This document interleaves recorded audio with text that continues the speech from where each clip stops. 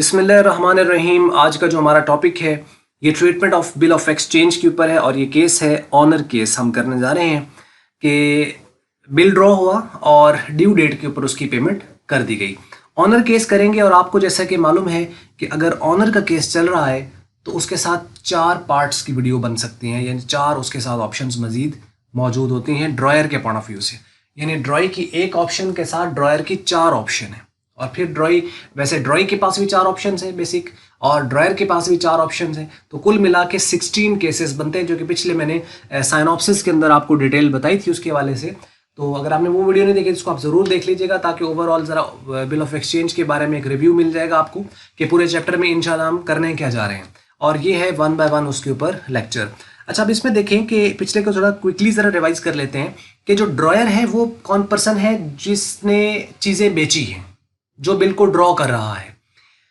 और ड्रॉई कौन है जो कि चीज़ें खरीद रहा है, जो परचेजर है, जो बायर है, और इस पे बिल ड्रॉ होता है और ये बिल एक्सेप्ट करता है, ये ड्रॉई कहलाता है।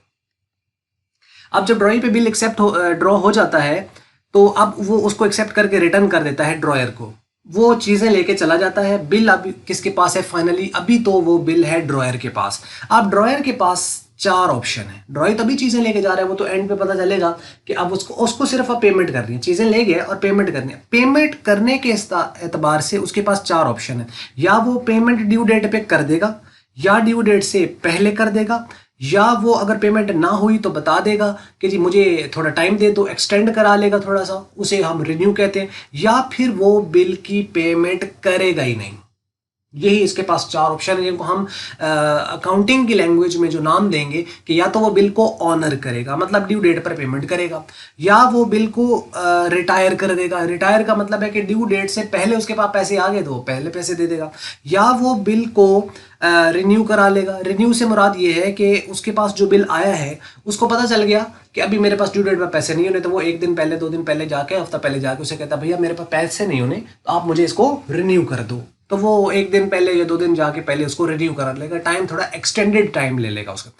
और चौथा आपके पास उसके पास ये है कि वो उसको ड्यू डेट पर पेमेंट करता ही नहीं है, डिसऑनर कर देता है। बाज़ दफ़ा वो रिन्यू कराएगा, रिन्यू के बाद भी फिर वो ऑनर करता है या नहीं करता, या वो दोबारा रिन्यू करा लेता है, या बाज़ दफ़ा वो रिटायर कर देता है। यानी जब बिल रिन्यू होगा तो ऑप्शन फिर से एक दफ़ा उसके पास फिर से 4 आ जाती हैं। तो इस तरह करके इसके अंदर डिटेल जिस तरह वो जिस डायरेक्शन में मूव करेगा उसके अकॉर्डिंगली हमने एंट्रीज वगैरह पास करनी है। तो ऑप्शन होती हैं ड्रॉई के पास। ड्रॉयर के पास ऑप्शन क्या होती हैं कि वो उस बिल को एक्सेप्ट उसने कर लिया ड्रॉई ने, अब बिल है ड्रॉयर के पास। अब वो उस बिल को या तो अपने पास रखे ड्यू डेट तक, अगर वो ड्यू डेट तक अपने पास बिल को रखता है तो उसे हम कहेंगे कि ये बिल जो है इसने रिटेन कर लिया है। रिटेन, इसे हम रिटेन बोलेंगे। और दूसरा है कि वो उसको पैसों की जरूरत थी ड्रॉयर को, वो बैंक ले गया और बैंक से जाके उसने उसको डिस्काउंट करा लिया। डिस्काउंट जब वो कराएगा तो उसको कुछ पैसे कम मिलेंगे, पूरे पैसे नहीं मिलेंगे। बैंक ने ऑब्वियसली बैंक को वेट करना है, तो वो बैंक कुछ चार्जेस काटेगा और बिल ले लेगा उसे और कुछ पैसे दे देगा। यानी 5,000 का है तो हो सकता है उसको 4,700 मिल जाए, 4,800 मिल जाए, इस तरह करके उसको कुछ पैसे मिलेंगे। ये हो गया डिस्काउंट का केस।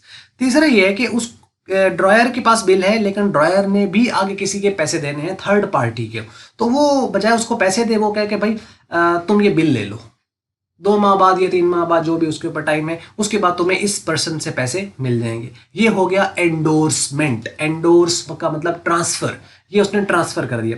चौथी ऑप्शन ये होती है कि बिल जब बहुत ज्यादा होते हैं तो बजाय कि वो अपने पास उनको मैनेज करे, वो क्या करता है बैंक भेज देता है। बैंक के लिए बैंक को भेजता है फॉर कलेक्शन।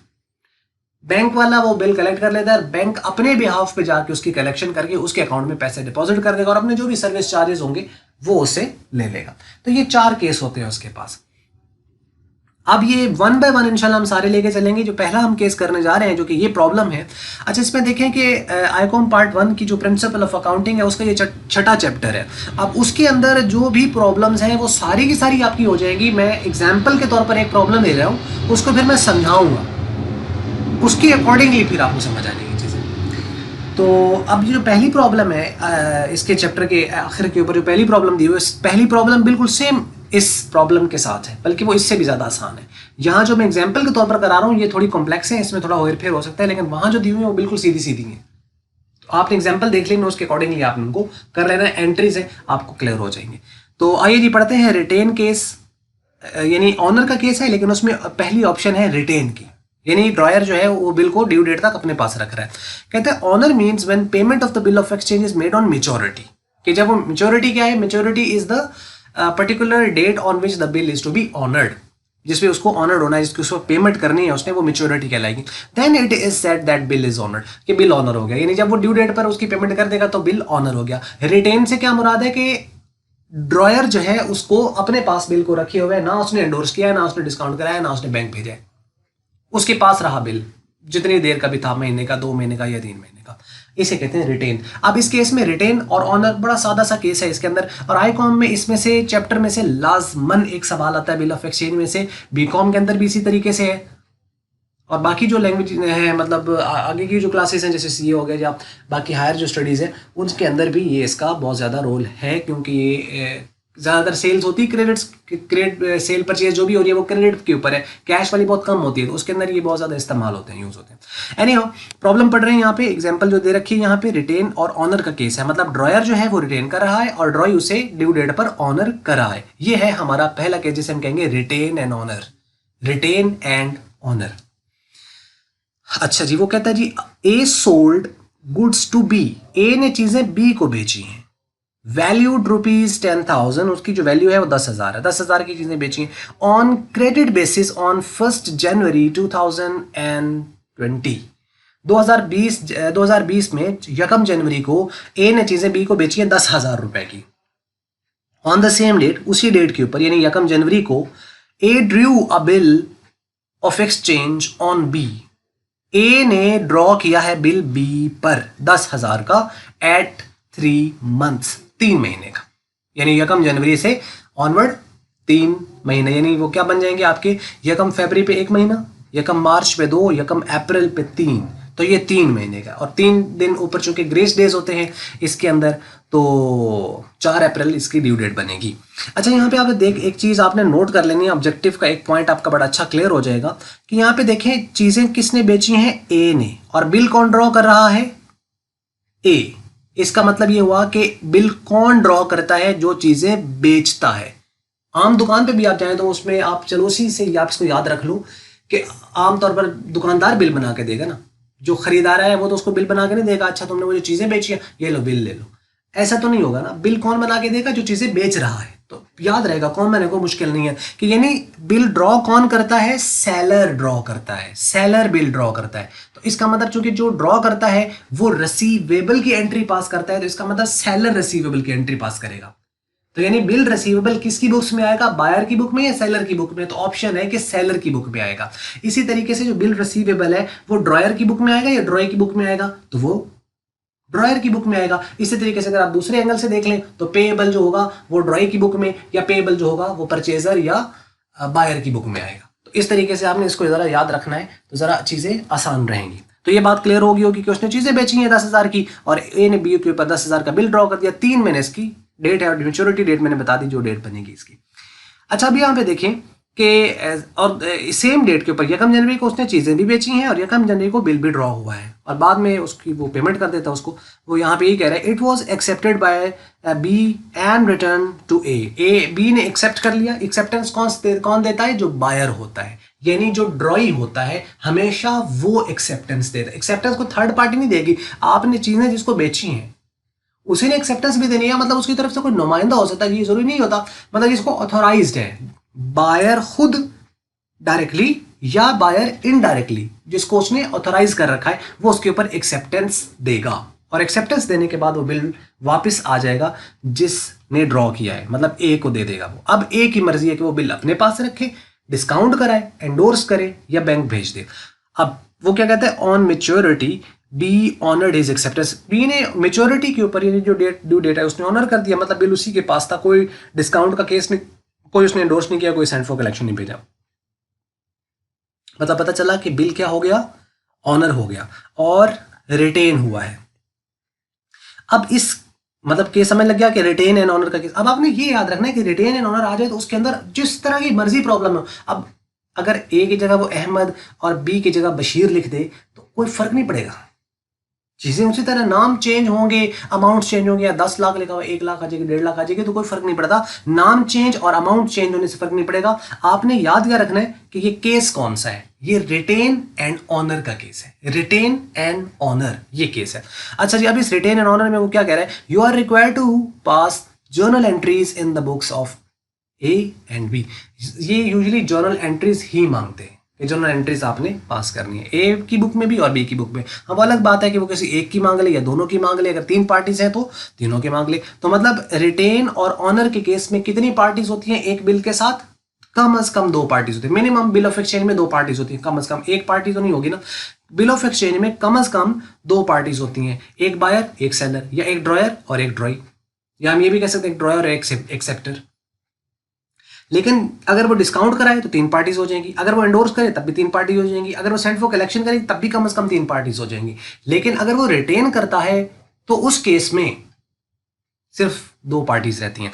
अब वही उसने 2 पार्टीज की एंट्रीज मांगे। अब हम क्या करेंगे, एज बुक्स बनाएंगे और बीस बुक बनाएंगे। एज बुक मतलब ये एज का जर्नल है, ठीक है, ये उसकी बुक्स के अंदर एंट्री पास करना है। यहाँ पे आपको पता है कि जर्नल के ऊपर आपने बेसिक लेक्चर देखे होंगे, डेट होता है, डिटेल्स होती हैं, लेजर फोलियो, और उसके बाद अमाउंट, और अमाउंट ये डेबिट अमाउंट क्रेडिट अमाउंट। यहाँ पे हमने एंट्री पास करनी है, उनके अमाउंट्स लिखते हैं, और ये कॉलम हम खाली छोड़ देते हैं क्योंकि इसके साथ नंबर हमें गिवन नहीं होता। डेट अगर हो तो लिखते जाना है, डेट अगर किसी क्वेश्चन में आपको गिवन नहीं है तो आपने इसको भी खाली छोड़ते जाना है। तो इससे परेशान नहीं होना कि डेट नहीं दे रखी, अब क्या करें, आपने खाली छोड़ देना है। डेट नहीं है तो आप खाली छोड़ दें, बस एंट्रीज पास करते चले जाए। अच्छा देखें, बहुत आसान है।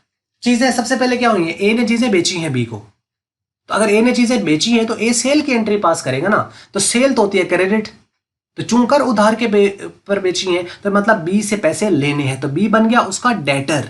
इसका मतलब B account to sales account, मतलब बी से पैसे लेने हैं और सेल उसका रेवेन्यू है, तो B account to sales account. और 10,000 ये being goods sold to B on credit basis, credit पे बेची है तभी तो उसका नाम आ रहा है।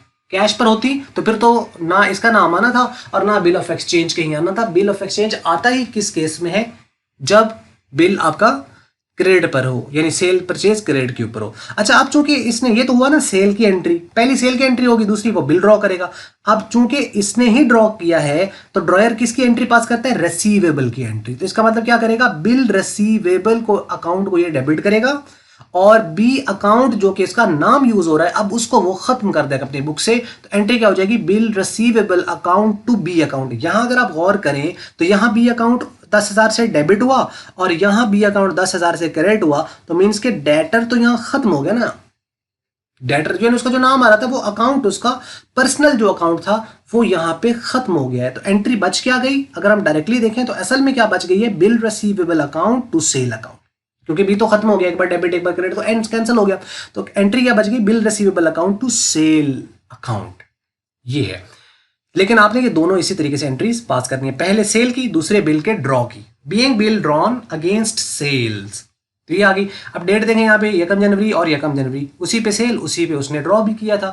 अब इसने एक्सेप्ट कर लिया, वो इधर चला गया और बिल इसके पास आ गया। अब ये ड्यू डेट तक इस ए के पास ये रहा है, और ड्यू डेट कब बन रही है, 4 अप्रैल। ये 4 कैसे बन गई है, इसमें जैसा कि आपने पिछले बेसिक लेक्चर नहीं देखे तो शायद फिर प्रॉब्लम हो, वरना आपको ये इसका अंदाजा होगा कि 3 मंथ्स का बिल है। तो इसका मतलब फरवरी, मार्च और अप्रैल बनना तो ये था कि 1 अप्रैल ड्यू डेट होती, लेकिन चूंकि ड्यू डेट जो होती है उसमें 3 ग्रेस डेज, 3 एक्स्ट्रा डेज देता है ड्रॉयर ड्रॉई को, तो इसका मतलब 4 तारीख बनेगी। 4 तारीख को मतलब उसकी पेमेंट आई होगी, तो हम इसलिए नॉर्मली 4 तारीख लिखते हैं यहाँ पर, ठीक है। हो सकता है वो यकम को दे दे तो आप यकम के हिसाब से एंट्री पास कर दीजिएगा, लेकिन एकेडमिकली हम इसको 3 ग्रेस डेज डाल के उसी के डेट पर हम एंट्री पास करेंगे, तो इसलिए यहाँ पे आपने उसके अकॉर्डिंगली लिख लेना है। अच्छा, अब इसके पास लगा उसने बिल की पेमेंट की है तो इसके पास क्या होगा, कैश आया होगा, और इसके पास था क्या, एसेट था ना, बिल रिसीवेबल इसका एसेट था, एसेट कम हुआ, अब आपके पास कैंसिल हो गया, उसकी वैल्यू खत्म हो गई अब, क्योंकि कैश मिल गया उसके बदले में, तो कैश आया और बिल रिसीवेबल खत्म। अब अगर आप इसको देखें तो यहाँ बिल रिसीवेबल डेबिट था, यहाँ bill receivable credit, bill receivable से कैंसिल, ये जो बी था ये बी से कैंसिल। तो अगर गौर करें तो cash account to sale account entry होगी, यानी अल्टीमेट गोल तो यही था ना कि बस ये इतना हुआ कि फौरन पैसे नहीं मिले, थोड़ा यहां वहां इधर उधर होते होते आखिरकार पैसे मिल गए, तो एंड पे एंट्री वही बची है, cash account to sale account.